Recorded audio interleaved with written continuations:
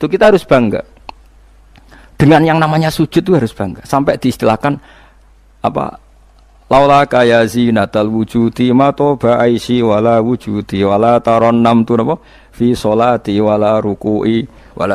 Andekan ndak ajaranmu ya Rasulullah, saya ini ndak pernah menikmati sujud dan tidak pernah nikmati rukuk. Jadi syarat saya sujud itu ora sekedar kowe metek anggota pitu mboten, harus ada tarannum, harus ada kenikmatan yang luar biasa. Karena sujud ini yang menjadikan kita nanti di surga.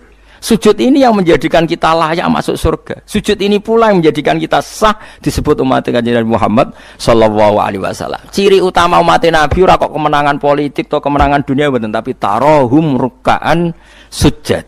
Umat yang kamu lihat sebagai yang rukuk, sebagai yang sujud.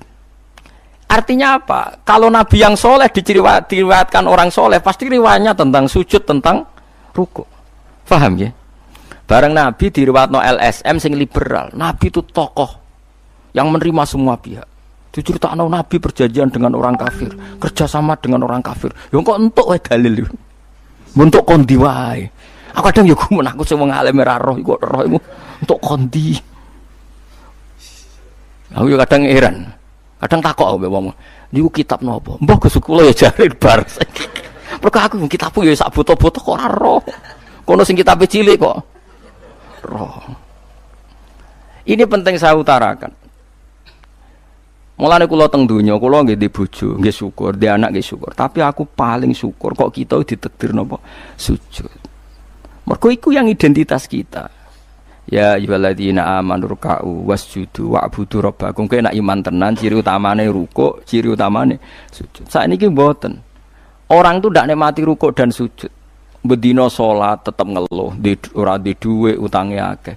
Mestinya ketika nganggap sujud itu segala-galanya, ditakdir sujud itu senengnya bukan Nabi itu nak nyifati sujud saking senengnya. Hatta takuna sajdatul wahidah khairan minad dunya wa ma fiha. Sehingga satu sujud lebih baik dari dunia dan seisinya. Coba sekarang, nanti kamu di akhirat, identitas kamu yang menjadi sah masuk surga itu hanya sujud kamu.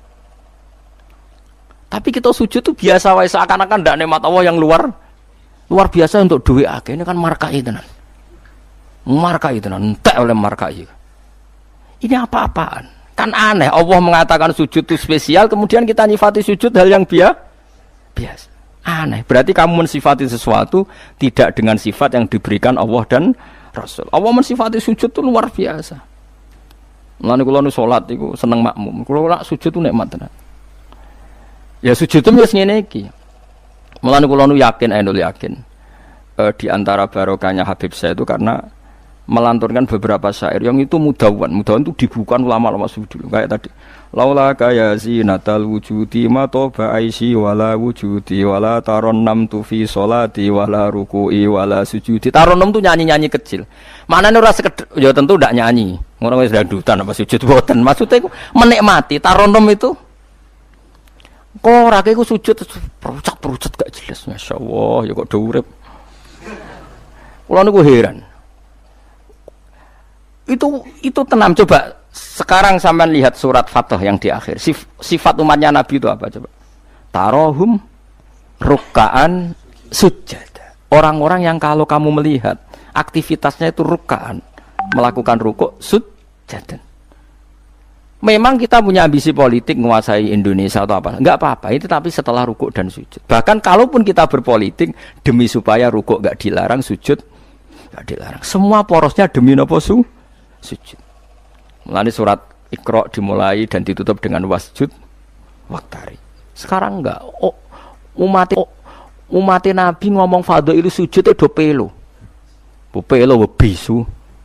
Ngomong fadhil sujud wis ra iso. Padahal sujud ini yang identitas kita. Kita masuk surga itu karena sujud. Bahkan ketika kita masuk neraka, iku neraka sing rawani iku walam takulin nar atharos sujud. Neraka itu tidak berani makan bekas-bekasnya. Kayak apa kalau yang sujud itu bathuk kamu, tangan kamu, dengkul kamu, terus hati kamu, fisik kamu. Mana nak sujud? Nak cara fikih sujud itu kan sementing anggota pitu nempel. Gini ku napa al-jabhah wal yaden warukbaten wal qadamen. Berarti pitu kan bathuk sitok, pira gen telapakan loro, dengkul loro, terus apa? Delamaan sikil loro. Kemudian ulama ada yang mengatakan harus ma'atahamulin yasir, sedikit ditekan. Mbok ukurane nganti ngecap ora roh, pokoke niku ukurane niku ditekan apa? Sedikit. Oke. Tapi sebetulnya kalau kamu fair, itu hanya syarat cara fikih. Nak cara Kanjeng Nabi zaman Sugeng nak sujud nganti gituan. Kulo nu cek apal. Ya Allah sajadalaka wajhi wa sam'i wa basori wa mukhi wa asmi wa sya'ri wa mastaqallat bihi qadami. Nabi nak sujud, ya Allah, jasad saya ini sujud kepada Engkau. Disebut semua. Sya'ri rambut saya, asbi sumsum saya. Sajadalaka wajhi wa sam'i karuan ya.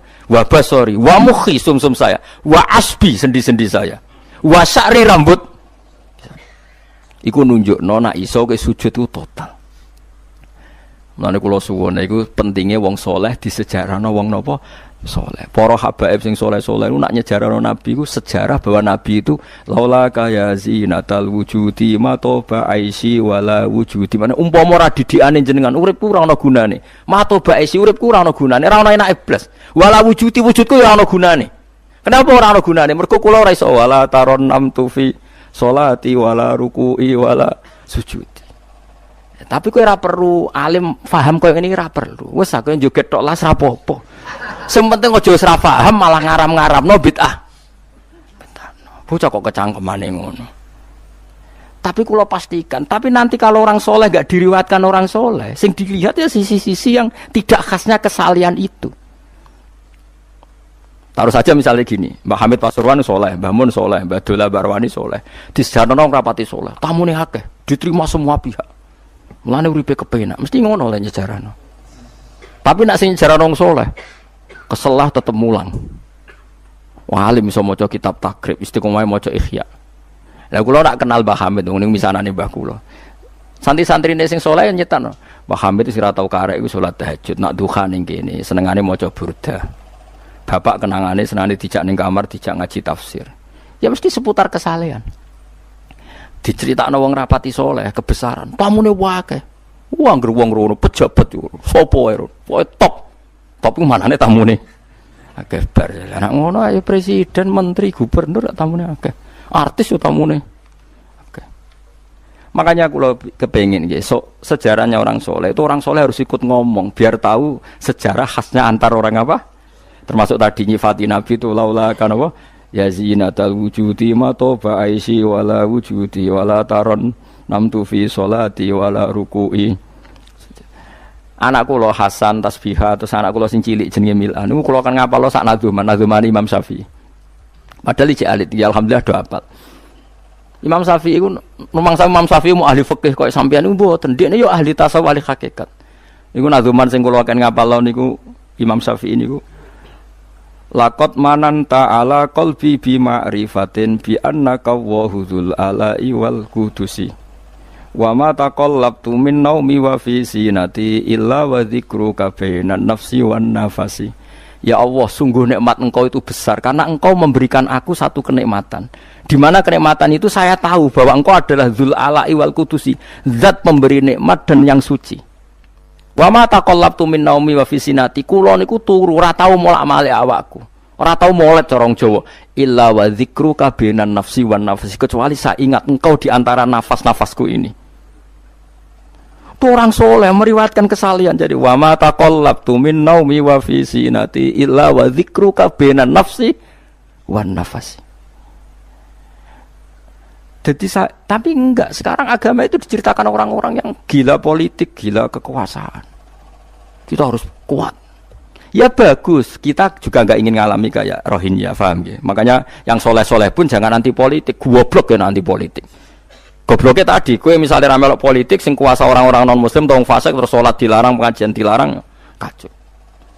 Lho tenan, kula ketua partai-partai politik cara kan nyucup kula bukan biar ana gunane. Tapi nak kon iman ra gelem bodonine bolak-balik. Tapi kita harus hormat piye-piye menjadikan Islam itu di Indonesia enggak dilarang-larang, enggak dikuyo-kuyo karena penguasanya adalah orang napa? Islam. Tapi bojo mbok imani teman-teman bodonine yo bolak-balik bos watake ora roh las pokoke bangsa ngono. Makanya ini penting sekali. Makanya saya kemarin itu senang banget sampai surat Sajdah. Ngaji kita adalah ditakdir sampai surat apa? Sajdah. Di mana surat ini mengatakan Innama yu'minu bi ayatina alladziina idza dzukiru biha kharru sujada. Orang-orang mukmin sejati adalah orang ketika dibacakan ayat Allah itu langsung napa? Sujud. Tentu sujud ini bisa sujud fisik kayak kita pas salat, termasuk bisa sujud pikiran, sujud hati, sujud macam-macam. Mulane Kanjeng Nabi kadang-kadang nak sujud tuh ora kok muni subhana rabbiyal a'la ta napa? Sajadalaka wajhi wa sam'i wa basari wa mukhi wa asbi wa sya'ri wa mastaqallat bihi qadam. Jadi rambut wis disebut karena rambut kita ini juga hidup. Wong iso modot, paham kan? Iso kriting barang. Kowe iku bali lho nek sujud mergo. Nabi ku pirsa sujude napa? Rambuté. Paham ya? Tapi kita sujud ya Allah, meneh traweh sing ana sing 8 menit meneh aku gak tok. Iku hakikat ngawur. Mbok gedhingi ku kiai, mbok dukung apa-apaan. Tapi wong sing makome ngene iku nek iso iku dadi imam. Iku nate wonten cerita teng daerah kula wong saleh alim dadi imam. Imami Jumatan. Bareng sujud lali. Lho wali wong ngenteni itu lho diarani mati ra mati. Akhire muridé ndudul kok. Mbah sampun. Batal sak Jumatan. Semenjak itu dia mengundurkan diri dari imam nopo. Tapi kowe kan gak ngarah sujud nganti ngono. Mulane wong nak salat iku aja nganggo makome sinten wong khawas. Yen sak kula tiang-tiang nak saleh iku ngimami yo nganggo makom sing adna. Dindekno makome. Lah engko nak pas bengi-bengi tahajud nganggo makom kelas A. Sekali salat iku wis lali. Masyhur. Sampe tak critani salate Kanjeng Nabi nak salat tu Aisyah turu ning ngarepe. Ya matang-matang ngono ning ngarepe. Ayo Aisyah. Mula-mula bolak-balik matur, Nabi ku ora digon salat kowe iku ora. Nek kowe kan digon salat tapi ora tau salat. Nabi ki sing digon salat ya nggon turu niku nggon sare ku digon salat. Aisyah ya sare teng mriku. Masyhur riwayat hadis iku kok. Jare Aisyah. Oh Nabi nak ngadeg suwe tak sembujuk sikilku tak jelonjorno. Mergo Nabi nak sujud apa nak ngadeg iku. Minimal 200 ayat. Kulhu mau pirang ayat? 200 ayat. Ngono cek nangis. Fama marra min ayati adzabin illa sta'adza minhu wala marra bi ayati maghfiratin illa istaghfar wa ma marra bi ayati tasbihin illa sabbaha wala bi ayati tahmidin illa hamada wala bi ayati takbirin illa kabbara. Setiap lewat ayat tasbih dia baca tasbih. Setiap lewat ayat istighfar dia membaca. Jadi misalnya subbihisma rabbikal a'la subhanallah subhanaka ya Allah. Nggak pas maca ayat intuk azibhum fa inna ibaduk ya Allah lakal hamdu wa lakal mulku ya Allah wa ma'fuan nangis. Dadi Aisyah ngerti paling suwe tak sodoro sikilku. Bareng ku ape sujud lagi sikilku tak tarik, tak pengkeretno. Mulane jare ka'annahu lam ya'rifna qat. Nabi itu ketika ndak salat itu teman kita. Tapi nek wis salat seakan-akan ndak kenal kita. Sampai sahabat itu udah bingung, Nabi habis sholat di masjid. Sahabat nyun sewu sing sok kenal sok parek. Nabi itu ya talawan, wajahnya rubah kabeh. Karena hulam ya'rif, Nabi itu tidak kenal kita kalau mau sholat. Saking haibahnya mau sowan Allah Subhanahu wa ta'ala. Tapi setelah sholat baru Nabi happy. Dan Nabi itu rindu sholat. Masyhur itu Nabi kalau banyak masalah itu sampai takok-takok Aisyah. Ya Aisyah, Bilal kok gak rene-rene? Maksudnya qomat atau adzan. Ketika Bilal teko, sopan ya Bilal, arifna bis sholat, arifna bis sholat. Masyhur. Arif ngekei istirahat sira Bilal nak kita bis sholat. Ayo Bilal aku nang istirahat no nganggo sholat. Dadi Nabi yang roh donya sumpek. Iku istirahate iku. Mulan sebut wa qurratu aini fis sholat. Tenangi hatiku. Lah kok terus di umat ayame di dhuwit iki umat apa? Ya umat sing kumat. Ya siku jawabane. Umat sing kumat. Lah ya meskipun kira iso nglakoni tapi tak critakno nek ke wong saleh iku disejarahno wong saleh ben ijek sambung. Lah saiki Rasulullah itu sayyidus sholihin. Sayyidus sholihin sing diceritakno Quran sifate umat iku tarahum ruk'an sujud. Saiki umat sifate tarahum yatlubunal mal wa yatlubuna kadza wa kadza yatlubunal jah wa riyasah. Jadi sok ben cara umpama Quran kok iso dikarang sifatem ora tarahum ruk'an sujada sifat umatnya ngalor ngidul golek duit. Kowe seneng disifati ngono? Gak seneng kok. Dene kula suwun ngaji surat sajdah niki kula umpama pantes nuntut Pak Rumanto tak nyembelih sapi. Mergo syukuran surat napa sujud. Tapi kok kowe syukur perkara mangan sapi ku ya elek. Mulane ra usah. Wong ngaji kok syukur perkara nyembelih apa? sapi. Mulane ra usah. Kulo nu khatam Kyai Kam disyukuri, nganti saiki ora disyukuri. Tangan-tangan yo bener ra disyukuri. Ben syukure mergo khatam hitam ora perkara nyembelih sapi. Tapi insyaallah kuat asline kuat.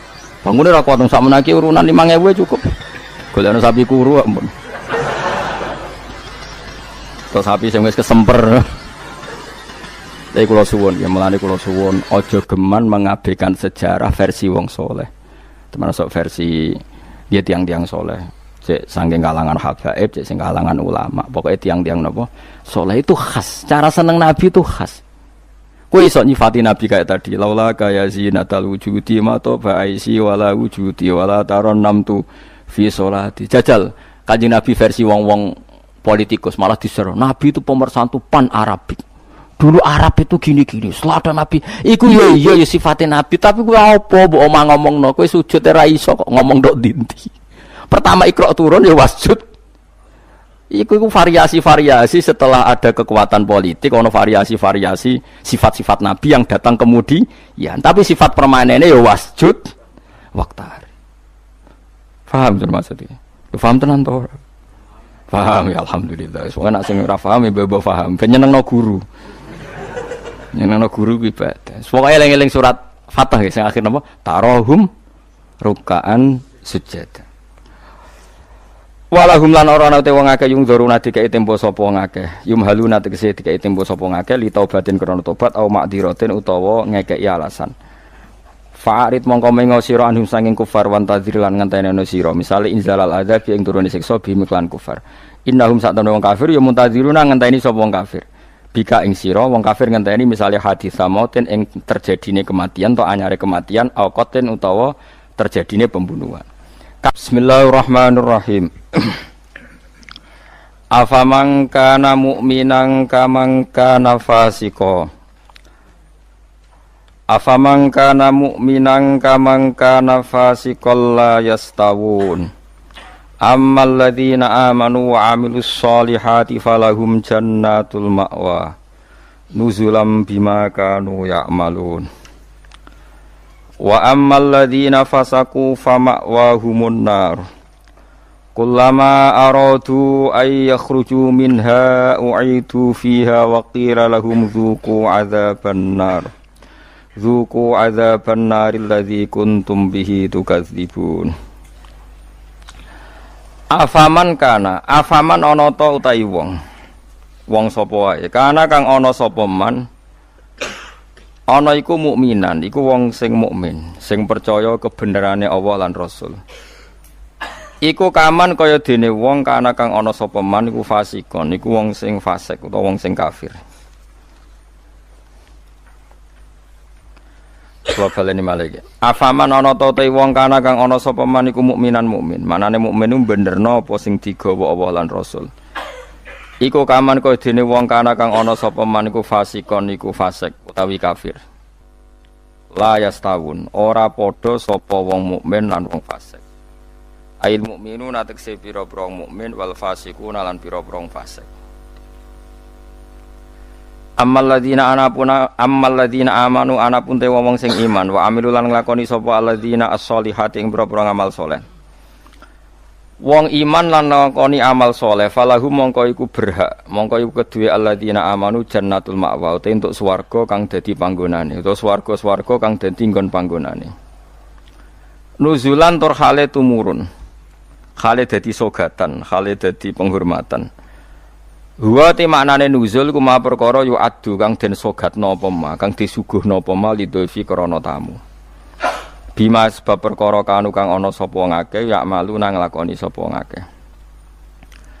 Wa ammal ladzina anapun te wong akeh fasaku kang padha fasik sapa ladzina. Fasik ku maknane fasik. Teng mriki fasik bil kufri fasake kelawan kafiran. Wah ini gak apal loh, kalau kados ngaji kalau wingi, pokoknya angger fasek disebut Quran kok ahli neraka, buatan kok fasek sampean buat ini fasek ringan nih, fasek medium nih, fasek sing ahli neraka bil kufri wat takdzibi. Wah apal loh, wah angger fasek kok ahli neraka, mana apa fasek kekafiran, lan fasek gorohno Allah lan apa Rasul. Tapi nak fasek koyo sampean bodoh nih, wah enteng. Dah kok teras warga ijek mlebu, dah kok pager terus napa?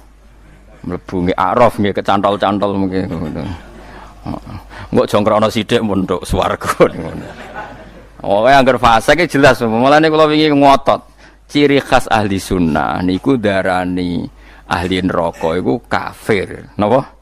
Mulane mriki fasaku napa bil kufri wa takdzibi. Fase iki kelan nglakoni kekafiran lan gorono Allah. Kowe kafir to ora? Mboten. Kowe tau gorono apa Rasul? Nak bodoni kanca. Bolak-balik lah. Iku urung kafir wenteng. Mergo yo kene tau dibodoni padha wae kan mau wales-walesan ngono napa? Sesama saling bodoni ya gak usah saling napa dendam. Fasaku bil kufri kelan kekafiran. Dadi ngaten nggih kula terangno nggih masalah madzhab ahli sunnah nggih. Sampeyan kok aja terjebak training aswaja terus. Aswaja trainingnya pokoknya kadang tahlil ahli sunnah atau mboten enten ngoten kaidah ngoten. Sing ngeten kaidah ini tadi, apakah mukmin yang melakukan dosa besar itu kafir apa ndak? Jadi ciri khas ahli sunnah dan ndak itu perdebatannya napa? Mukmin sing murtakibul kabira napa? Mukmin sing murtakibul kabira. Orang mukmin yang melakukan dosa besar itu menjadi kafir apa ndak? Ahli sunnah berpendapat tidak menjadi kafir. Sementara yang khawarij yang lain berpendapat menjadi kafir. Nah, Imam Suyuti, Imam Ghazali, Imam Syafi'i semua itu ahli sunnah. Sehingga kalau ada orang kok ahli neraka, niku mesti maksiate iku bil kufri wa takdzibi. Alasan Imam Syafi'i sak bala-balane niku sak ulama sak kancane niku wong nek wis kadung bener diridani Allah, niku sifate ora kok ora tau salah. Kula baleni malih nggih. Wong nek wis bener diridani Allah, niku sifate ora kok gak tau salah iku ora. Nek Allah seneng kowe, iku statusem wong-wong sing liyukaffirallahu anhum aswa allazi amilu. Engko amal elek ndelalah didadekno di sepuro sinten? Allah. Carane piye ya? Carane nggawe poin. Misale ngeten, sampeyan ngobet wek cah wedok. Cah wedok wis seneng banget kowe. Sementing ke komitmen aja zina. Tapi sampean aja takok kula, berarti SMS-an angsal Gus. Jawel angsal yo aja takok ngono. Tapi nak kowe kasil jawel tok ra zina ku insyaallah barokah ngedohi dosa gedhe sing cilik di sepuro. Tapi aja muni halal. Yo aja muni halal, yo aja lakoni nek iso. Cuma iki cerita. Ana wong seneng cah wedok banget. Tapi dhekne sukses ninggalno napa? Zina. Tapi ora sukses ninggalo jawel utawa SMS-an misale. Tapi kok jumni halal lho ya. Wong kula ora muni halal kok mbok riwayatno halal. Niki rak ngaji ilmu. Mergo di antara jatah di sepuro iku apa alladzina napa mboten niku intajtanibu kaba'ira matun hauna anhu iku nukafir angkum sayiatikum. Nak kowe sukses ngilangi sing gedhe insyaallah muga-muga sing cilik iku di sepuro. Misale kula guwething ruhin, maksimale kan mateni. Mata ini kan dosa gede tak hindari, mau ngenyek tok bocah kriting ndek. Lah iku yen yo dosa ngomentari ngono iku kan. Tapi luwe apik timbang gedeng diimplementasekno membunuh. Jadi misalnya gedeng wong, opsi tertinggi kan mata ini. Misalnya gak mata ini bacok sikile atau bacok tangane kan berat. Wah iki ditinggalo kabeh mau karek ngrasani gremeng nyek. Lah iku lumayan. Senajan to ngrasani ya tetep dosa, tapi lumayan. Mulane kiai-kiai rata-rata yang ngrasani mergo mangkel lu nek ora diomongno dadi udun. Nah, akhirnya ngrasani. Kiai-kiai anggere mbok tamoni critakno lawan politike, mesti ngrasani to ora? Ngrasani. Mergo nek dimpet ya dadi udun. Tapi ku luwih apik timbang mateni. Misale kula kiai yang jenis seperti ini. Roh metode wong seneng Quran lewat konser, lewat MTQ mesti ngritik. Bar wanila ora seneng nek ono MTQ dikritik. Ya ngrasani, tapi apik niate. Lah kok sing seneng MTQ ya ngrasani kiai-kiai sing kaya kula. Wah, wong kok gak gelem siar. Quran iku buta siar, wong Islam buta siar. Ya sak muni-munine lho pokoke. Iki kan ya rasan-rasanan. Sampai sementing gak santet-santetan ngono maksude. Nah iku disebut apa? Intajtanibu kaba'ira matun hauna anhu iku insyaallah nukafir angkum sayiatikum. Jika kamu sukses meninggalkan dosa-dosa besar, yang kecil insyaallah dimaafkan. Ini penting saya aturkan.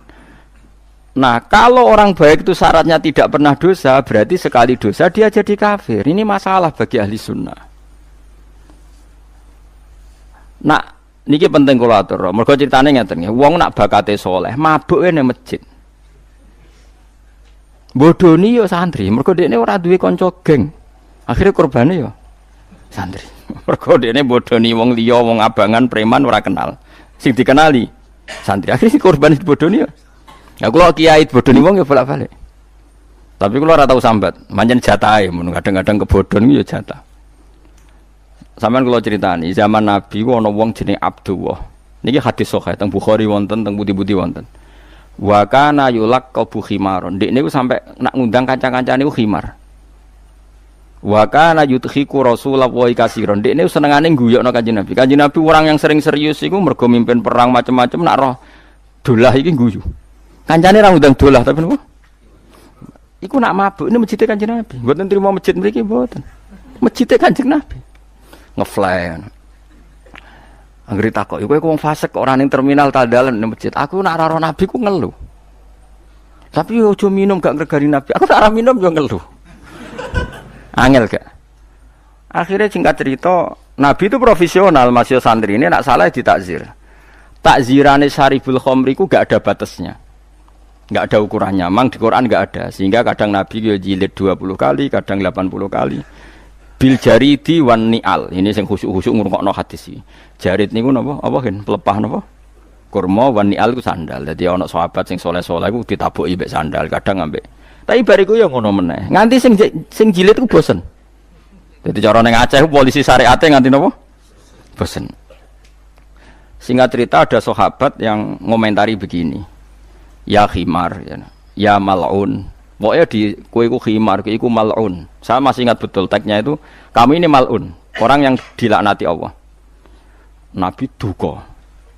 La tal'anuhu fa innahu yuhibbu waha wa rasul. Lalu dalil ahli sunnah. Kamu jangan melaknati dia. Fa innahu yuhibbu waha.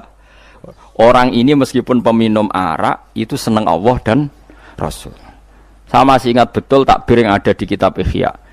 Takbirnya begini, falam yukhrijhu bil maksiati anil mahabbah. Nabi tidak mengeluarkan dia dengan melakukan maksiat dari status mencintai Allah dan Rasul. Sebab itu ahli sunnah sepakat, orang maksiat itu bukan kena sifat atau kena status dia memusuhi Allah dan maksiat itu gawan kita dhaif. Misalnya ngene, kowe ora cah wedok iku eling terus nganti 2 jam. Bareng Allahu Akbar takbir ra eling Allah. Terus berarti lu seneng cah wedok timbang Allah. Wong ambil Allah ora eling mbek cah wedok. Ora iso ngono, kowe seneng cah wedok iku gawan nafsu, yen gak bakat wali. Paham nggih? Akhire eling terus ra iso lali. Allah ora butuh mbok ilingi kowe ya ora keren diparingi lali kowe. Ini penting kula ngajekno. Kula baleni malih. Sama siapal takbirnya di Ihya di beberapa kitab ahli sunnah. Falam yukhrijhu bil maksiyah anil mahabbah. Orang ini tidak dihilangkan sifat mahabbahnya kepada Allah dan Rasul hanya karena apa maksiat. Karena maksiat itu gawan bodoh, gawan lali, gawan ngebet, gawan macam. Misalnya kayak ada anak papat, bojomu setia, katut rondo. Terus ana wong muni ngene, dadi yo katut rondo lali anak bojo, ora lali ora masalah. Cuma ora iso lali rondo, tapi ora lali anak bojo. Wong nyatane dhuwit jadi bagi jatah anak yo ono jatahe. Cuma wong sing gedeng darani kowe iku lali anak. Ora lali mulai ditakoki jenenge anake ya jek roh. Kelas pirone ya jek. Cara ditakoki, "Lah kok ora mbok rabi wae?" Sungkan anakku. Lho jek roh ta ora? Ijek. Tapi ora iso lali rondo iku luwe anyar misale. Nah. Yus ngono iku. Selama ini kamu kan ya begitu. Saiki ngene aku takok. Kowe nyebut dhuwit mbek Allah sedina akeh dia. Akeh dhuwit. Kerja ya demi dhuwit. Ngamuk bojo demi dhuwit. Bariku mbok tabung ning bank ono, ning plisiran lemari ono, ning kethu ono. Terhormate dhuwit di mana-mana ada yo eling ning kethu yo eling, ning lemari yo eling. Bareng dhuwur pas pergi, lali aku, jebule wis mentek wektune dhuwur. Terus kowe tasik, wah berarti menuhankan uang. Enggak ada seperti itu. Apa iku wis persona kita iku dhaif, napa kita niku dhaif. Sehingga ahli sunnah mengatakan semua kesalahan itu ya kesalahan saja, tapi tidak menjadi kafir, tidak menjadi bukan berarti kita ada cinta Allah dan Rasul. Jadi wong mabuk, kunane kuno wong kiai ora oleh gedeng preman teman-teman. Kadang ya ana wong preman, tapi ra iso mungkiri seneng kiai. Lan cara kula ora masalah ana wong ra salat nekani konser selawatan cara kula ora masalah. Ndekne nyatane seneng pas selawatan seneng. Nak menawa awal untuk hidayat. Nak ki fikih komentar apa gunane nekani selawatan tapi ra salat. Lah nek dene ra tau nekani selawatan ra salat terus jalur hidayate kon diye nak menawa ana siji loro selawat sing ditampa dadekno sebab napa? Hidayat. Seneng kok komentar. Ora melok dadi pangeran kok geger. Jadi kalau baleni malih, mulane teng mriki angger kitab Ahli Sunnah wal Jamaah sing asli, ku angger ana ayate pangeran dawuh fasaku mesti bil kufri wa takdzibi. Dadi dosa fasik sing sebab kekafiran lan sebab gorono Allah lan iku lagi ahli neraka. Harun Ar-Rasyid itu dinasti Bani Abbasiyah. Itu pinter sekali. Ada seorang ustadz yang agak ekstrim. Itu datang ke Harun Ar-Rasyid. Ya Amirul Mukminin, inni nasihun laka famusaddidun alaika. Fala tajidanna alayya fi nafsika syai'an. Saya mau nasihati kamu tapi saya mohon jangan masukkan hati. Karena nasihat ini penting. Tapi saya akan keras, vulgar, akan keras, kritik saya akan keras karena Anda sebagai Amirul Mukminin tidak pedes. Apa kata Amirul Mukminin Harun Ar-Rasyid? Uskut ya Ustaz. Sebagai riwayat uskut ya jahil. Kamu itu Ustaz bodoh, tidak usah banyak omong. Terus ditanya, kenapa saya bodoh? Terus dibacakan ayat faqula lahu qaulal layyina la'allahu yatadzakkaru aw yakhsha. Inna Allaha ta'ala qad arsala man huwa khairun minka ila man huwa syarrun minni. Wa ma'a dzalika qala ta'ala faqula lahu qaulal layyina. Allah pernah menugaskan seorang yang lebih baik ketimbang kamu, yaitu Musa dan Harun. Musa dan Harun adalah seorang nabi. Kepada orang yang lebih buruk ketimbang saya, yaitu Fir'aun. Itu saja etikanya faqula lahu qaulal layyina. Kamu kalau ngomong yang halus, yang baik, yang berperadaban, kok kamu sama saya mau kasar? Akhirnya ustadznya ternyata pinter kamu, yes pinter aku. Jadi semudah itu. Allah itu menugaskan orang yang lebih baik ketimbang kamu, yaitu Nabi Musa. Kepada orang yang lebih buruk ketimbang saya, yaitu Fir'aun. Itu saja ada etikanya.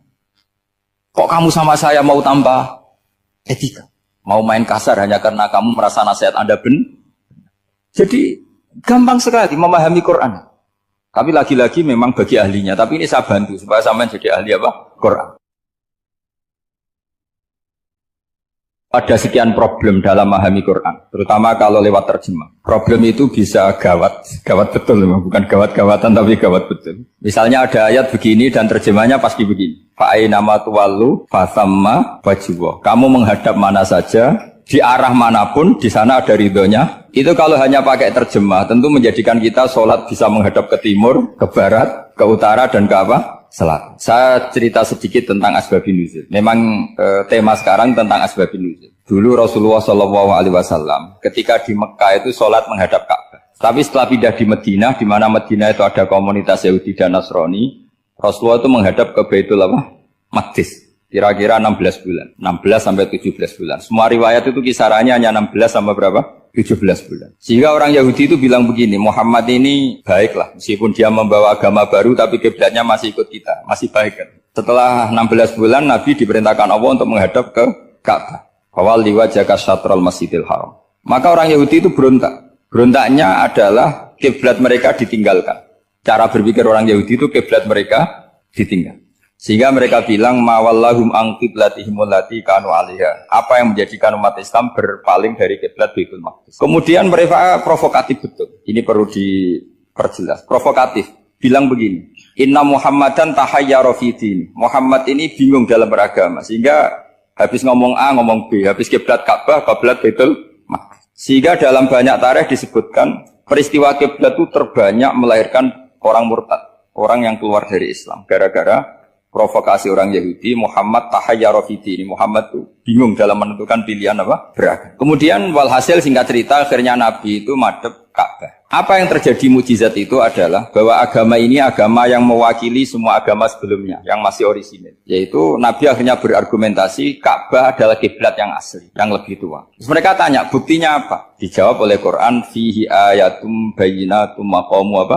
Ibrahim. Ka'bah bukti tertua adalah di situ ada makam Ibrahim. Makam itu jejak kaki. Ya kalau bahasa Indonesia makam itu kuburan. Kalau dalam bahasa Arab makam itu jejak apa? Jejak kaki. Sehingga Diketahui oleh sejarah, dibuktikan di situ ada jejak kaki siapa? Nabi Ibrahim. Sementara nisbatnya Baitul Maqdis itu adalah kepada Nabi Musa dan Nabi Harun. Yang ini adalah turunan dari Nabi siapa? Ibrahim. Hikmahnya apa? Begini, sebagai bukti bahwa Baitul Maqdis pernah menjadi poros Islam atau poros Tauhid, maka Nabi Muhammad pernah disuruh menghadap ke Baitul Maqdis. Buat inget-ingetan kalau ini pernah menjadi poros apa? Tahu? Tapi tetap tua-tuaan masih tua apa? Nah, kenapa tua Ka'bah tadi? Karena Ibrahim adalah Abul Anbiya, bapak dari para. Dan di situ ada jejak kakinya. Fihi ayatum bayinatum maqam. Bukti itu belum cukup. Dibuktikan lagi bahwa Ismail kecil itu hidupnya di Ka'bah. Kita tahu sa'i bainas Safa wal Marwah adalah karena Siti Hajar sedang mencari apa? Jadi ada bukti sekian, bukti empirik bahwa Ibrahim itu kiblatnya itu Ka'bah, bukan Baitul. Sehingga ada kata-kata fihi ayatum bayinatum maqamu. Nah, tanpa ngerti asbabun nuzul, kamu akan mengartikan fa'ina ma tuwallu fasamma wajhu itu salah. Karena di situ kamu menghadap mana saja, maka di situ ada ridhonya Allah.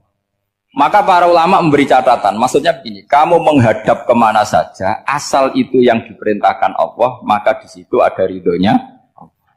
Harus seperti itu maknanya, disesuaikan dengan konteks asbabun nuzul. Tanpa seperti itu tidak bisa. Dan masih banyak lagi kepentingan tentang asbabun nuzul.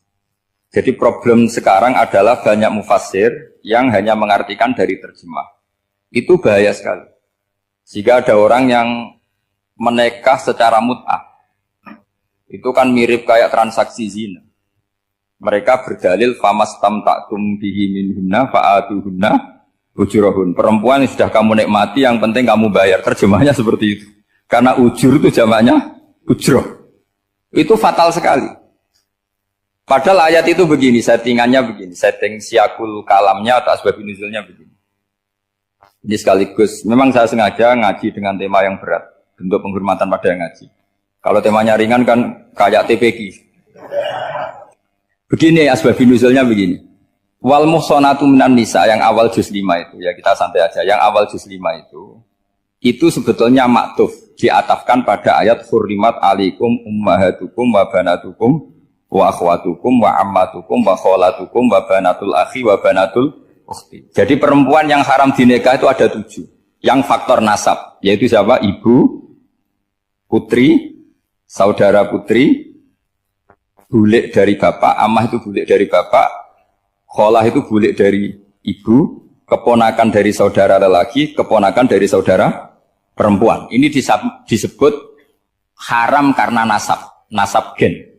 Kalau orang Jawa bilang hanya 4 karena ngitungnya bulik baik dari bapak maupun ibu. Kalau orang Jawa bilang kan bulik terus keponakan dihitung 1. Padahal ada keponakan dari saudara lelaki, ada keponakan dari saudara apa? Perempuan. Wa banatul akhi wa banatul ukhti. Terus kedua haram karena rodok. Kita tahu dalam hukum Islam rodok adalah sama dengan nasab. Jadi ibu yang pernah menyusui kamu berarti jadi ibu kamu. Dan saudara sepenyusuan berarti menjadi saudara kamu. Ini disebut wa ummahatukumul lati arda'nakum wa akhwatukum minar radha'. Terus ketiga haram karena musaharah, karena besanan. Jadi pagi ini misalnya saya nikah dengan Sri, bilang qabiltu nikaha wa taswijaha bil mar'il madkur. Setelah nikah dengan Sri ini otomatis ibunya dia menjadi mertua. Otomatis haram saya apa? Nikah. Ini namanya haram karena musaharah. Atau kamu punya anak Zaid. Zaid pagi ini akad dengan Sri. Berarti Sri adalah menantu Anda. Otomatis haram bagi Anda. Itu namanya haram karena musaharah, karena bisanan. Itu yang disebut waroba apa haram-haram itu kan saat terus itu wa ummahatu nisaikum. Apa ibu dari istri-istri kamu. Memang ini agak jelimet. Tapi memang syaratnya mufassir harus biasa jelimet. Jangan hanya nyari partai, ayat-ayat untuk kepentingan partai. Wah itu ngeri. Kacau, Quran dipakai kampanye. Terus, itu berarti sudah 3 kan? Haram karena nasab, karena rodok, haram karena musaharah. Terus yang keempat ini, haram yang bukan karena sebab pada seorang perempuan, tapi karena istri orang. Ini disebut wal muhsanatu minan nisa. Haram menikahi perempuan yang masih milik orang lain. Nah, orang lain yang menikahi ini, istilahnya Allah adalah lelaki yang menikahi perempuan ini adalah lelaki sing muhsinina ghairu musafihin, secara nikah yang sah. Nah, nikah yang sah itu begini dalam hukum fikih Islam. Saya nikah dengan Sri, kalau hanya akad, itu saya wajib bayar mahar hanya separuh. Jadi kalau saya janji bayar 1 miliar, berarti wajib bayar berapa? 500 juta. Kalau janjinya 100 juta, hanya bayar 50 juta. Itu yang wajib bil akdi. Nanti wajib sepenuhnya nunggu bil jima. Kalau sudah hubungan intim, baru wajib 100%. Jadi kalau ada di Jawa, nikah dengan seperangkat alat sholat, itu yang atasannya tok, itu wajib karena akad. Nanti bawahnya nunggu setelah hubungan apa? Intim. Ini hukum Quran, bukan hukum saya. Makanya kan wa in talaqtumuhunna min qabli an tamassuhunna, saat terus fanis suma faradtum, hanya wajib bayar setengah. Nah, perempuan yang sudah diajak hubungan intim itu kata Allah fa'atuhunna ujurahun, maka wajib kamu bayar penuh. Jadi ayat itu tentang perempuan yang sudah dinikah, kita harus bayar berapa? Harus bayar penuh. Ini penting saya utarakan. Nah, problem kita sebagai orang Indonesia, ini juga problem Pak On, problem semua kiai. Mahar di Indonesia itu nggak bisa dibahas di Quran. Karena keterlaluan, kecilnya itu keterlaluan. Saya ini kan kiai, sering ngakatkan tuh sampai bosan, seperangkat alat sholat itu ngawur sekali. Ini mbak-mbak harus nggak mau gitu. Saya provokasi minimal itu ya berapa? 100 juta berapa? Pantasnya berapa? Pantasnya berapa? 10 gram itu berapa nilainya? Kan 1 gram 500 ribu, baru 5. Ya sudah mendingan itu 10 gram. Quran itu bayangannya gini, sambil latihan, yang hafal-hafal biar latihan. Jangan dapat beasiswa karena hafal tapi nggak jelas juntrungannya. Quran tuh bayangannya gini, ini nggak mungkin Quran ini bisa dibaca di Jawa. Wa in aradtum istibdala zaujin makana zauji wa ataitum ihdahunna qintaran fala ta'khudhu minhu syai'a. Jika kamu nikah sama seorang perempuan, kemudian kamu cerai, maka mahar yang sudah kamu berikan jangan ambil lagi. Karena mahar di Arab itu mahal, 100 juta, kadang mobil Alphard, kadang GMC. Sehingga setelah menceraikan tuh kebayang menarik. Kok enak, dulu saya memberikan itu kan karena dapat servisnya, sekarang sudah saya cerai, saya tarik. Kalau mahar di Indonesia kan seperangkat alat sholat. Jadi gak kebayang ada kalimat fala ta'khudhu minhu syai'a, jangan ambil lagi. Kebayang ngambil aja enggak? Apalagi kalau nikahnya sudah 2 tahun kan sudah lusuh, sudah. Tapi kalau di Arab itu kebayang karena mahal. Makanya orang Arab suka nikah orang Indonesia karena murah. Jadi bahasa kintoron tuh harta yang enggak ternilai. Wa ataitum ihdahunna kintoron. Kok yang enggak ternilai? Mahal betul. Itu pernah saya hitung, ada yang mahar itu 400 juta. Ya sekira segitu. Nah, makanya setelah dicerai Allah memperingatkan, setelah kamu kasihkan ya jangan minta lagi. Kenapa kepikiran minta? Karena jumlahnya besar. Kalau di Indonesia kepikiran enggak minta ya. Enggak kepikiran, saking kecilnya. Seperangkat alat sholat kadang 1 juta. 1 juta itu setelah hubungan intim, sebelumnya yang wajib hanya 500. Itu kan gak kebayang. Makanya susah ngartikan Quran di Indonesia, kadang susah karena kadang terlalu. Itu pernah Sayyidina Umar radhiyallahu anhu pernah bilang begini, wahai para perempuan, mahar itu jangan mahal-mahal, kasihan para lelaki. Itu ada perempuan alimah ya, orangnya alim betul. Itu usul langsung gini, ya Amirul Mukminin, laisa dzalika laka ya Amirul Mukminin. Waqad qala ta'ala wa atiitum ihdahunna qintaran. Kamu hanya seorang Amirul Mukminin, tidak berhak bikin aturan pembatasan mahar. Allah saja tidak batasi. Kenapa kamu batasi?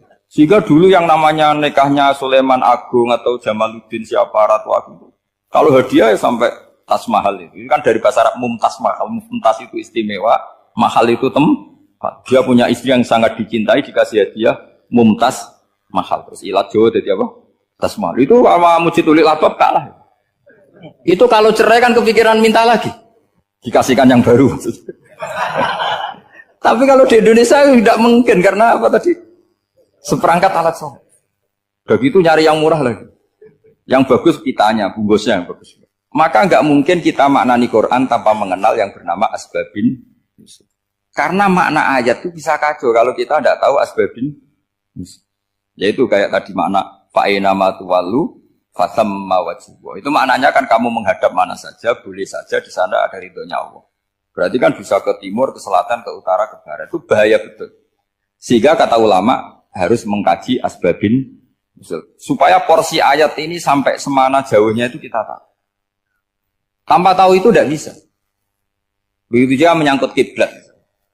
Sekarang saya tanya, kemarin kan ramai dulu di Kemenak, kiblat semuanya diukur dengan GPS, terus beberapa masjid dikomentari salah karena diukur pakai apa?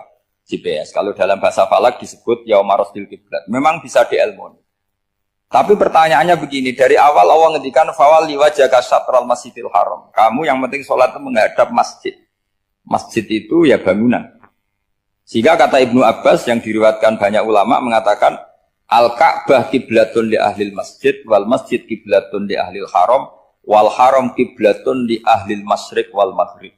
Jadi kalau orang di dalam masjid kiblatnya harus Ka'bah. Di luar masjid kiblatnya asal bangunan Masjid Haram. Tapi di luar sini kayak di Indonesia boleh semua tanah. Kenapa begitu? Kata Ibnu Abbas karena Quran turun bilisanin Arabiyyin mubin. Jadi kalau orang Jogja kalau mau ke Jakarta arahnya kemana? Barat. Itu sebetulnya ketika Anda ke barat itu persis Jakarta apa bisa saja pasnya itu Pangandaran. Tapi orang itu akan bilang kalau ke barat ya ke Jakarta. Meskipun presisi Anda tepatnya di Pangandaran. Nah kiblat seperti itu, asal orang menghadap ke barat itu orang sudah bilang ke kiblat. Gak usah sedetail misalnya harus pas Ka'bah. Saya pernah debat sama tim ahli Kemenak. Gak bisa Gus, sekarang ada GPS harus tepat Ka'bah. Terus saya bilang gini, kalau teori Anda benar, berarti semua masjid luasnya maksimal 16 meter. Ka'bah itu luasnya hanya 16 meter. Berarti Masjid Ulil Albab yang pojok sana sama pojok sana, kira-kira itu ya sudah tidak kena Ka'bah. Kalau harus tepat, Ka'bah itu kan diameternya hanya 16 sampai 18 kalau nggak salah. Berarti semua masjid kalau ingin tepat Ka'bah harus pas 16. Kalau terlalu luas pilihannya harus cekung. Kan jadi aneh. Makanya saya itu sering Pak, dulu saya ini biasa debat fikih. Kalau di tradisi pesantren namanya Basul Masail. Saya punya teman yang paling kurang ajar, yang paling saya kenang dalam panjang sejarah. Dulu itu kalau debat fikih itu ya seru.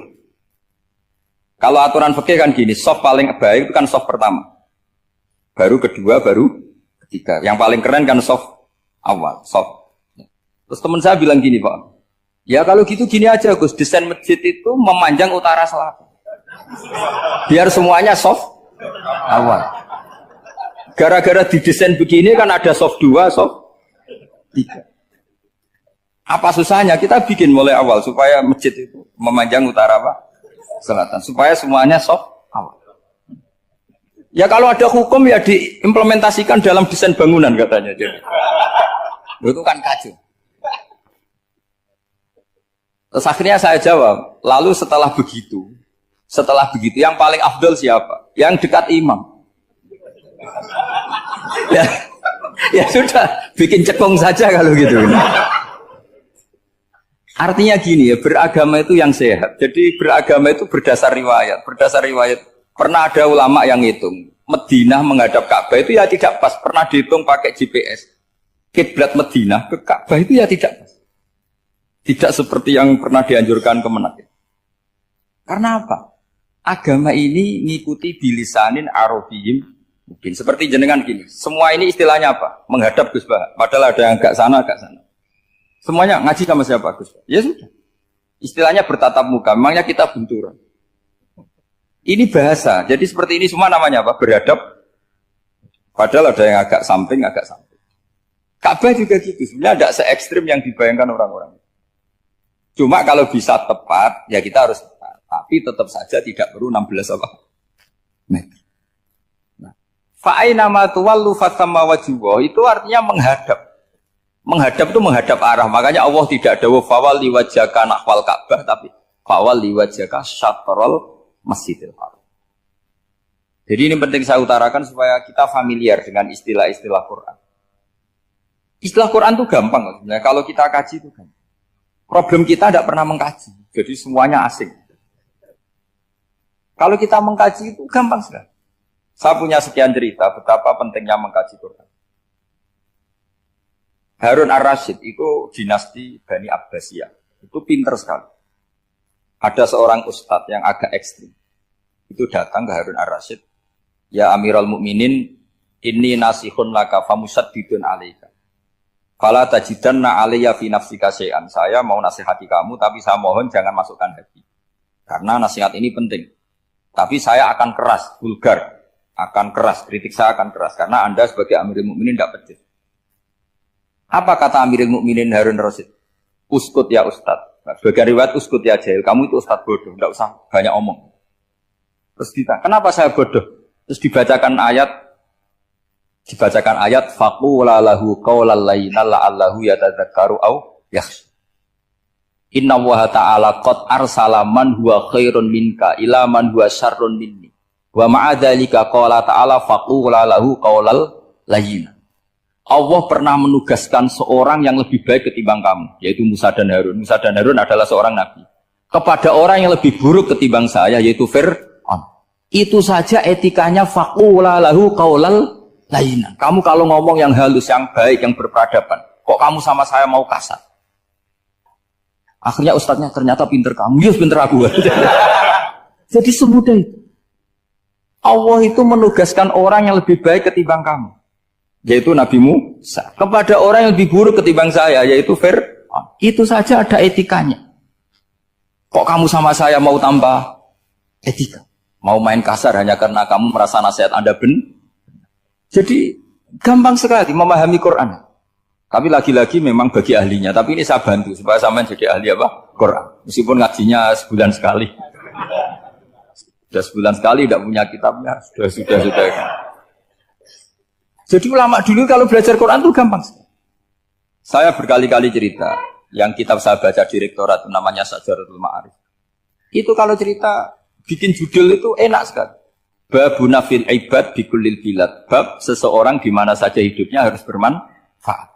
Terus dalilnya itu hanya mengutip makalahnya Nabi Isa, wa ja'alani mubarakan ainama kuntu. Ciri utama seorang nabi apa? Saya di mana-mana adanya berkahi orang lain. Jadi berkah bagi orang lain. Maksudnya tidak jadi problem bagi orang lain. Artinya kamu hidup entah di Jogja seperti Pak Ono orang Jember, saya orang Rembang. Hidup di Jogja manfaat, di Jember ya manfaat, di mana-mana. Saya pernah di Korea seminggu ya manfaat. Saudara kita TKI yang di Korea ya manfaat, di sana bikin masjid, bikin apa. Karena ngendikane Allah menceritakan Nabi Isa siapa? Wa ja'alani mubarakan ainama kuntu. Saya adalah orang yang di mana-mana berkah. Artinya manusia eksistensinya harus seperti itu, hidup di mana saja. Gampang sekali memahami. Pernah Imam Syafi'i ditanya, kalau kamu enggak kehilangan air atau enggak ada air di satu daerah, cari-cari dulu.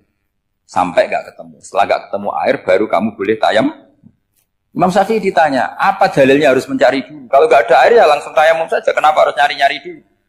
Jawabnya Imam Syafi'i itu gampang sekali. Qala ta'ala falam tajidu ma'an. Kemudian kamu tidak menemukan air. Di mana-mana tidak menemukan setelah mencari. Kalau belum mencari namanya tidak tahu. Kan ayatnya kan falam tajidu ma'an. Kemudian kamu tidak menemukan air. Tidak menemukan itu nyari dulu apa langsung ambil sikap? Nyari dulu baru kesimpulannya tidak ketemu. Kalau belum pernah nyari namanya tidak tahu. Segampang itu lama dulu memahami Quran karena konstruksinya utuh. Yaitu mereka tahu betul bahwa Quran itu bilisanin Arabiyim. Ketika Futuhat Syam dulu itu dikuasai tentara Romawi. Era Sayyidina Umar Futuhat.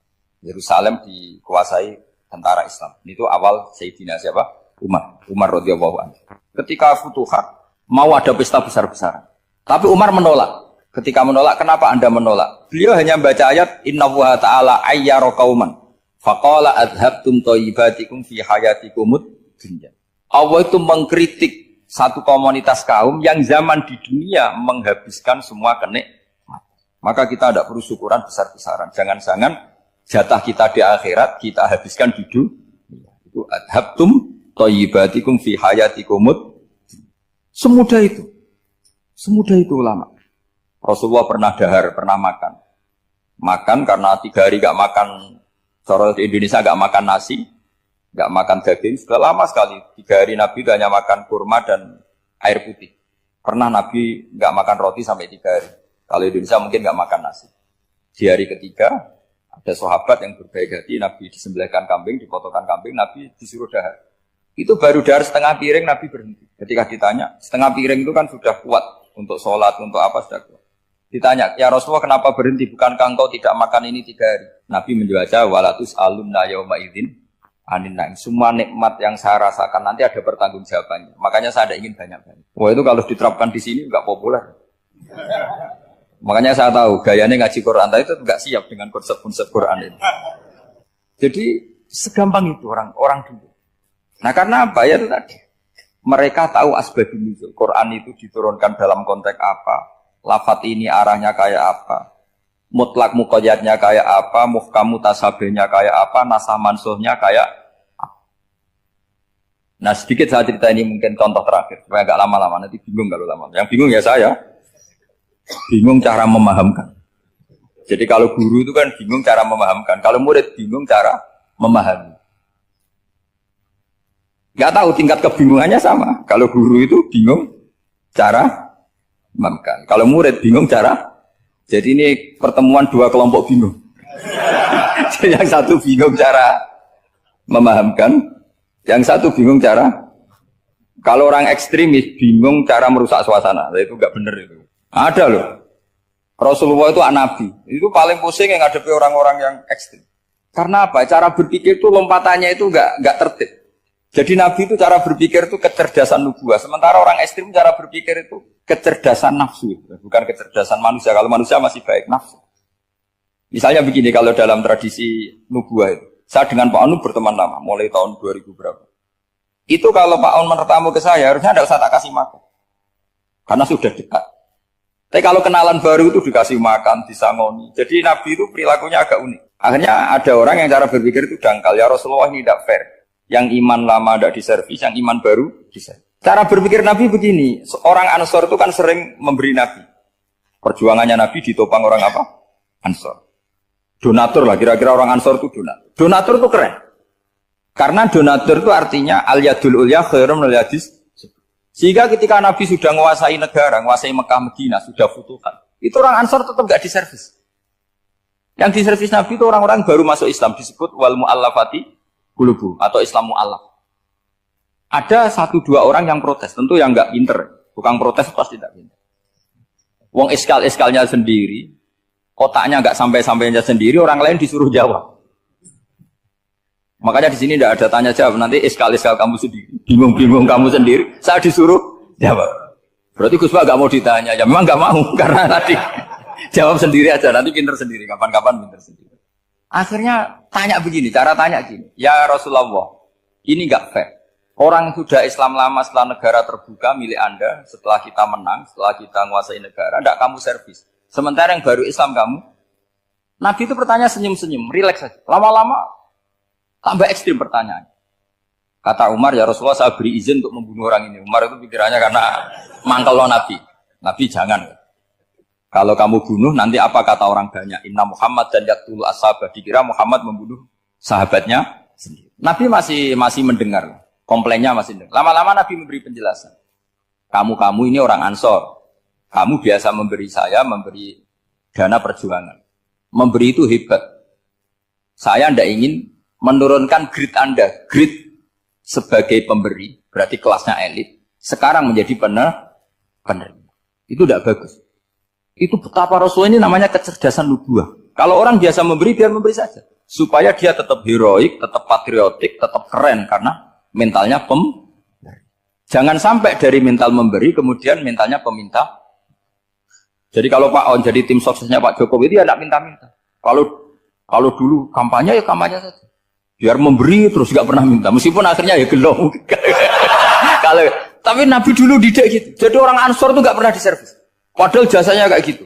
Supaya kelasnya tetap kelas elit. Yaitu pemberi, penanggung jawab. Nabi gak ingin orang Ansor turun grade menjadi penerima. Orang-orang yang cerdas nubuah menerima konsep Nabi seperti itu. Tanya sama Pak On, saya dadani terjemahan UI itu puluhan tahun sama Pak On. Itu beliau ke kontrakan saya ke rumah beliau. Tidak pernah berharap apa. Saya sangat tertutup. Bukan apa-apa ya, kalau ingin memberi saja. Kontribusi saya pada Al-Quran. Saya tidak kepikiran mendapat. Supaya heroik. Tapi orang-orang yang cerdas amatir tadi, ini nggak fair. Wong yang memberi lama kok dapat servis sedih. Nah, sekarang itu problem zaman akhir sudah mulai seperti itu. Nah, orang ini namanya Dzul Khuwaisirah. Ini yang nanti punya anak turun Khawarid. Khawarid itu Orang yang ibadahnya hebat, tapi cara berpikir tentang nubuah salah. Kalau orang lagi khawarij itu orang yang ibadahnya hebat, tapi cara berpikir nubuah salah. Nubuah itu unik. Nubuah itu cara berpikir tadi. Apa ya? Melihat sesuatu yang benar, biar benar terus. Yaitu tadi, mental memberi itu ya biar memberi terus, tidak usah di-share. Maka ketika Abu Bakar jadi khalifatul Rasulullah, itu ada sistem kepegawaian. Itu gajinya Umar yang sudah Islam lama, gajinya Abu Bakar yang sudah Islam lama. Itu sama Abu Sufyan sama, padahal Islamnya Abu Sufyan baru setelah Fathu Mekah, kira-kira baru setahun. Terus diprotes sama orang-orang, ini Islam lama kok gajinya sama Islam yang baru setahun kok sama. Kata Abu Bakar, fadailuhum indallah, mereka punya kelebihan Islam lama itu indallah, nanti balasannya biar surga. Kalau di dunia sesuai profesinya. Artinya profesi kalau penjaga kantor ya berapa, kalau dosen berapa, pokoknya ya sudah. Dan itu diterima oleh sahabat, semuanya nerima konsep itu. Era Umar agak dibalik. Abu Sufyan kira-kira gajinya 1 juta, yang lainnya yang menangi Nabi mulai awal gajinya 10 juta. Ditanya, ya Umar, kenapa ini jadi rubah seperti kebijakan Abu Bakar, tidak seperti Abu Bakar? Jawabnya Umar lucu. Fawwah la usawwi baina man qatala Rasulullah wa baina man qatala ma'a Rasulillah. Demi Allah saya tidak akan pernah menyamakan orang yang dulu merangi Rasulullah yaitu Abu Sufyan dengan orang sing selawase dari anak Rasulullah yaitu Sayyidina Ali dan sebagainya. Ini penting. Artinya ketika gajinya orang saya seperti Ali radhiyallahu anhu itu tinggi itu bukan karena lamanya Islam, tapi karena lamanya iman. Jadi mulai dulu ijtihad itu ada dan dulu dia biasa saja. Karena tadi ada kecerdasan nubuah. Saya ulang lagi, ada kecerdasan apa? Sekarang itu kecerdasan tomak atau kecerdasan nafsu. Itu kalau sampai ngaji kitab tasawuf, itu bab bakhil itu tidak ada. Menurut kitab tasawuf, medit itu tidak ada, kikir itu tidak ada. Yang ada itu tomak. Tomak itu berharap dikasih orang lain. Sampai pernah enggak bilang kalau artis-artis di Jakarta kikir? Tidak pernah kan? Karena kamu tidak pernah ingin diberi. Tapi kalau kamu punya pacar karena kenal tidak pernah ditraktir, oh pacar saya kikir. Karena kamu ingin diberi. Pernah enggak kamu hukumi orang lain kikir yang enggak kenal? Padahal tidak pernah memberi kamu. Apa kak? Karena kamu tidak pernah ini. Coba sekarang kamu saya tanya, ini latihan cerdas. Definisi kikir itu apa tuh Pak? Enggak pernah memberi kamu kan? Artis-artis Jakarta, tokoh-tokoh nasional pernah enggak memberi kamu? Enggak kan? Tapi enggak pernah kamu vonis kikir. Karena kamu enggak pernah tomak. Tapi pacar kamu, kok amin ditraktir terus? Atau istri kamu, atau mertua kamu, kok enggak ngasih warisan, kamu bilang kikir enggak? Sebabnya kikir betul apa karena kamu tomak, berharap? Tomak. Maka di kitab tasawuf itu enggak ada bab kikir, yang ada bab tomak. Karena asal usul menvonis orang kikir itu karena tamak. Maka jangan banyak kenal orang, nanti banyak hukum kamu. Sombong juga gitu, di tasawuf itu enggak ada bab sombong. Karena orang hukumi orang lain sombong itu karena kamu ingin dihormati. Ada orang enggak kenal, terus lewat saja enggak tanya kamu bilang sombong enggak kan? Tapi kalau kenal, oh sombong betul, kenal enggak tanya kan gitu. Jadi tasawuf itu sisi unik dari terus ingin kenal Pak Jokowi ingin jadi menterinya, nanti kenal rektor ingin jadi pegawainya. Ketika enggak diturutin bilang Pak Rektor kikir. Tapi orang lain ya Kak pernah berharap, mungkin enggak menvonis Pak Rektor atau Pak On ini kikir, enggak kan? Berarti vonis kikir itu status orang itu apa enggak kesampaian niat kamu? Memang agak jelimet ilmu tasawuf itu, tapi itu unik, itu bagian dari khazanah apa? Islam. Makanya Rasulullah itu sering isti'adah minta perlindungan wa min toma'in fi ghairi matma'in. Ya Allah, saya tidak ingin berkeinginan yang tidak layak. Coba kamu protes negara itu karena apa?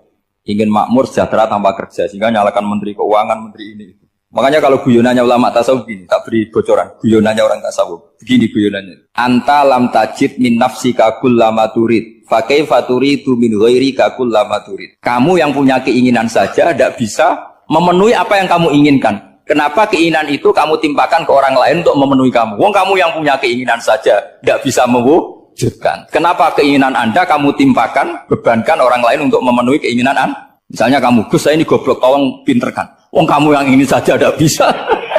Kok menyuruh saya? Jadi kalau tiap tasawuf itu unik. Seperti kamu mencintai istri tulen, itu ingin kan dicintai istri tulen. Kamu sendiri kan nggak bisa cinta tulen, masih pelengahan sana sini. Kamu pacaran, ingin pacar kamu setia. Ternyata kamu bikin sekian alternatif. Kalau putus ini punya ini, putus ini. Tapi kamu ingin ini setia, kan gak fair.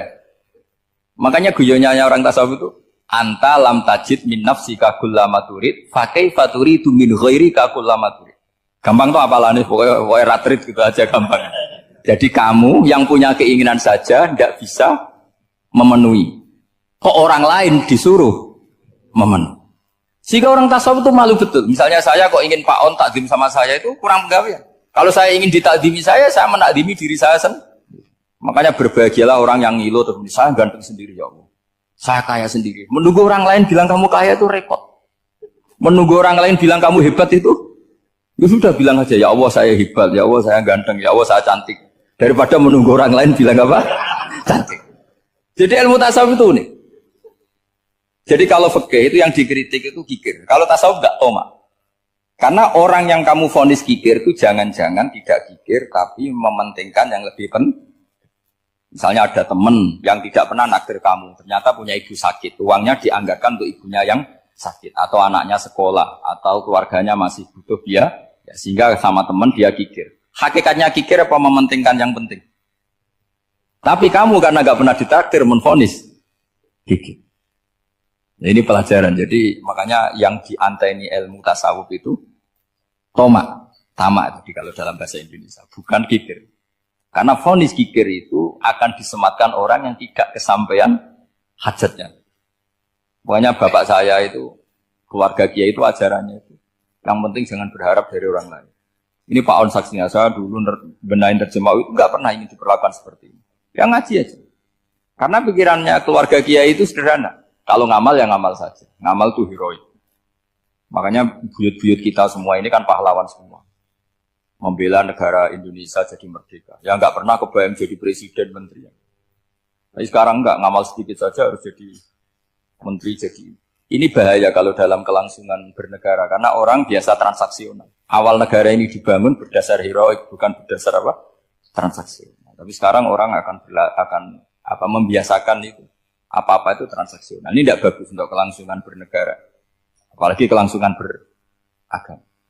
Sehingga seperti saya ini masih punya desa-desa binaan di Sragen, di pedalaman Papua sekalipun. Saya punya santri banyak di Papua. Itu kalau cerita itu unik-unik. Itu mau Jumatan, itu enggak ada orang 40. Sudah datang setengah 12. Itu datangnya 3 jam. Di situ mau ketemu santri 3. Akhirnya mereka tanya gini, Pak. Pertanyaannya itu, Gus, boleh enggak Jumatan orang 3? Secara fikih Syafi'i kan harus orang 4. Kemudian mereka tak bilang, buat sholat duhur saja. Mereka enggak mau. Wong Jumat-Jumat kok duhur. Harinya kan Jumat, masa sholatnya? Sehingga kita-kita yang jadi kiai akhirnya nyari fikul madzhabil arba. Nyari fikih madzhab 4. Ternyata Imam Malik membolehkan orang 6. Ada yang bilang 12. Yang penting keceluk jamun itu kelompok. Kalau 3 kan belum keceluk apa? Belum disebut apa? Ini penting saya utarakan supaya kita berjuang itu bukan karena selfish seperti ini. Tapi yang namanya dakwah itu menjadikan orang tidak tahu menjadi tahu. Termasuk kepada desa-desa tertinggi. Sama. Yang namanya menteri itu pembantu presiden untuk memenuhi kebutuhan rakyat banyak. Sekarang misalnya menteri pertaniannya itu hebat, cerdas. Tapi petani nggak mau nandur padi, mau apa itu? Coba yang membantu ketahanan pangan itu para petani mau nanam padi apa karena menteri pertanian? Karena petani mau nanam. Ya sudah GR saja, kita pembantu presiden semua. Karena ikut menyumbangkan ketahanan pangan. Tapi kamu kan gak digaji, kita keren, ngamal tambah harap gaji. Ini penting. Supaya Anda itu enggak hati kecil gitu. Ikut menyumbang negara tanpa ingin dapat gaji. Keren enggak? Nah itu nubuah. Apa? Nubuah. Orang Ansor itu seperti itu. Sehingga ketika Rasulullah wafat dan ada kompetisi kepemimpinan, itu orang Ansor gak ikut. Sudah kita makmum saja, silahkan dibagi di. Saking baiknya orang Ansor. Nah, makanya saya ulang lagi ya.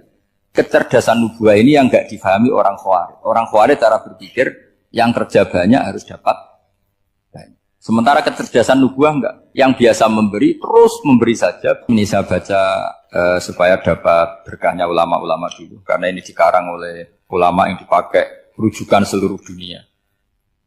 Begini, qala Ibnu Taimiyah, ma'rifatu sababin nuzuli yu'inu ala fahmil ayat. Jadi mengenali asbabin nuzul itu membantu memahami secara benar ayat itu. Karena tadi Kalau ayat itu dipotong, itu maknanya bisa kacau kayak tadi famastam ta'tum bihi minhunna fa'atuhunna ujuruhun. Kalau diterjemah itu kan mendukung kawin mut'ah. Kalau terjemahnya saja perempuan siapa saja yang pernah kamu nikmati, yang penting kamu bayar. Itu kan aliran sesat dan menyesatkan. Itu konteks asbabun nuzul tidak seperti itu. Perempuan yang sudah menjadi istri kamu, seorang lagi perempuan yang sudah menjadi istri kamu, jika sudah kamu hubungan intim, maka maharnya harus dibayar penuh. Tapi kalau belum hubungan intim, maharnya hanya wajib separuh. Fanis suma farotum illa ayafuna au ya'faladi biyadihi ubdatun nikah. Tapi tadi kalau di Indonesia gimana Gus? Itu yang repotnya. Maharnya itu tadi mau kena atasan dan apa? Bawahan. Wah kacau kalau di Indonesia. Sehingga kita bingung kalau dalam logika Arab kan gitu. Bayangannya kalau cerai, kata Allah fala ta'khudhu min syai'at. Harta yang sudah kamu berikan ke istri jangan diambil lagi. Sampai dilarang ngambil tuh karena jumlahnya banyak sehingga kepikiran ngambil. Kalau di Jawa nggak usah dilarang sudah tidak akan ngambil karena rukuhnya sudah lulus. Itu susahnya baca Quran di Jawa ya. Karena dari awal maharnya terlalu apa? Kecil. Terus beliau Imam Suyuti termasuk di sini menyontohkan yang pasti salah kalau difahami yaitu tadi ayat apa itu fa'ina matuwallu fastamanawa wajib. Jadi beliau terus meringatkan betapa pentingnya mengenali asbabin nuzul. Karena asbabin nuzul itu gampang. Saya ulang lagi, asbabin nuzul itu gampang. Gampangnya begini ya, kan ada satu peristiwa. Misalnya begini, Rasulullah itu kan mengkritik penuhanan Lata dan Uzza. Berhala-berhala itu dituhankan, dikritik sama Rasulullah. Kemudian mereka begini, karena mereka biasa personifikasi Tuhan. Muhammad, kalau Tuhan itu tidak Lata Uzza dan itu terbuat dari batu, lalu Tuhan Anda itu dari apa? Amin fiddotin audhabin. Lalu Tuhan Anda ini dari emas apa dari perak? Karena mereka nggak bisa membayangkan Tuhan tanpa dipersonifikasi. Terus Allah menurunkan qul huwallahu ahad, Allahus somad, lam yalid wa lam yulad wa lam yakul lahu kufuwan ahad. Karena otaknya mereka sudah begitu, yang namanya Tuhan itu harus dipersonifikasi. Cerita yang paling unik gini Pak On, ada bos Islam, ada bosnya TKI yang baik. Mereka mengizinkan pekerjanya sholat. Bareng sholat tuh diingeti ke atas ke bawah, kok nggak ada arcanya. Sehingga setelah sholat dibilang, apa saya berikan berhala sekalipun? Karena nggak kebayang ada orang sholat kok tanpa berhala, tanpa Tuhan. Yang kamu sembah itu mana? Kok nggak ada? Apa tak belikan? Jadi unik. Nah teman saya yang satu unik lagi, dia termasuk pegawai Garuda yang derekno saya ke Korea itu orang pegawai Garuda. Dia karena orang kaya biasa ke Eropa kemana-mana itu. Singkat cerita dia sholat di mall karena nganggep Korea itu sudah negara maju kayak Eropa. Setelah sholat di mall pas asar itu, security-nya nelpon polisi. Pak polisi di sini ada ritual teroris. Jadi kalau menamakan sholat itu ritual. Jadi artinya apa? Ritual-ritual yang kita lakukan itu macam-macam cara pandang. Orang ateis itu kan Cina kan Korea itu kan ya Cina lah, Korea, Jepang, RRC itu kan sipit. Itu ya yang namanya ibadah sembahyang harus ada patungnya atau ada arcanya atau ada benda-benda. Orang Islam kan nggak ada sama. Makanya mereka itu kok bisa? Problemnya kita, saya ulang lagi, ini problemnya. Problemnya kalau ada itu ya repot. Begini misalnya, ini masih tentang asbabun nuzul. Ini contoh terakhir, tentang masih asbabun nuzul. Umar radhiyallahu anhu, sahabat Umar itu kalau mencium Hajar Aswad itu sambil gedumel. Tidak berdoa, tapi gedumel. Masyhur. Itu ada di Bukhari. Alim tu annaka hajarun la tadurru wa la tanfa. Walau la anni ra'aitu Rasulullah wa qabbalaka ma qabbaltuka. Saya tahu loh. Nyium Hajar Aswad dicium, tapi sambil gedumel. Saya tahu loh, kamu hanya batu, enggak mandoroti, enggak manfaati. Kamu jangan GR, saya cium itu jangan GR. Kalau saja saya tidak melihat Rasulullah mencium kamu, maka saya ada sudi nyium kamu. Dah gitu aja. Terus itu tiap nyium Hajar itu tidak doa. Kalau kamu kan nggak minta kaya, minta macam-macam. Kalau Umar malah gitu. Nah, kenapa demikian? Itu ada asbabun nuzulnya. Umar itu saksi sejarah. Ketika Rasulullah Fathi Mekah, Nabi kan tawaf terus mencium Hajar Itu di belakang masih banyak orang kafir. Kebetulan Umar masih di sana. Sudah Islam Umar, tapi dia di belakang. Dengar orang-orang kafir, Muhammad itu tua aneh. Katanya melarang nyembah batu. Ternyata dia nyembah batu. Jadi Nabi nyium Hajar Aswad itu dikira nyembah. Katanya ngelarang nyembah batu, tapi dia kok nyembah batu. Karena Nabi mencium Hajar Aswad. Nah karena untuk menghilangkan stigmasi itu, Umar tiap nyium Hajar Aswad itu ngomong gitu. Ada kan ada sound system, mungkin jadi sound system. Supaya jelas bahwa penciuman ini bukan karena menyembah. Artinya mudah sekali kenapa Umar ngomong gitu. Karena asbabun nuzulnya seperti itu. Coba kalau kamu tidak tahu asbabun nuzul, Umar maksudnya gimana? Gak doa, gak apa, kok malah ngomong gitu kan. Tapi kalau kamu tahu asbabun nuzul Umar itu yang mendengar komentar orang sama ketika kita tawaf itu kan 3 pertama kan kita lari-lari kecil. Itu ceritanya juga gitu. Rasulullah itu hidup di Medina, terus diterkenalkan miskin. Medina itu kota wabak, kota penyakit, endemik. Dulu Medina, Yasrib itu kota endemik. Sehingga kata orang kafir-kafir Mekah, yaji uliha dalbet kaumun kot wahanat huma Yasrib. Nanti akan datang satu komunitas kaum yang sudah lemas karena kena penyakit TBC dari Yasrib. Nabi dengar itu, makanya terus bilang ke para sahabat, tunjukkan kalau kamu kuat dengan cara lari 3 kali. Terus pakai pakaian yang kelihatan maco, yaitu yang dipakai lelaki-lelaki. Bahunya dikelihatan. Nah, setelah Rasulullah wafat, Umar menggantikan beliau setelah Abu Bakar. Umar bilang gini, sebetulnya tawaf seperti ini, yaitu lari pertama 3 putaran pertama lari dan memperlihatkan pundak seakan-akan orang maco itu sudah enggak perlu. Karena alasan itu sudah tidak ada. Tapi ini tinggalan Rasulullah, maka jangan rubah ya tetap seperti ini. Akhirnya meskipun sudah tidak ada alasan tadi menjawab stigmasi orang kafir, tetap tawaf seperti itu. Jadi memang agama itu unik. Kadang kita harus tahu alasannya, tapi alasan itu kalau menjadi mahatul hukmi, pijakan hukum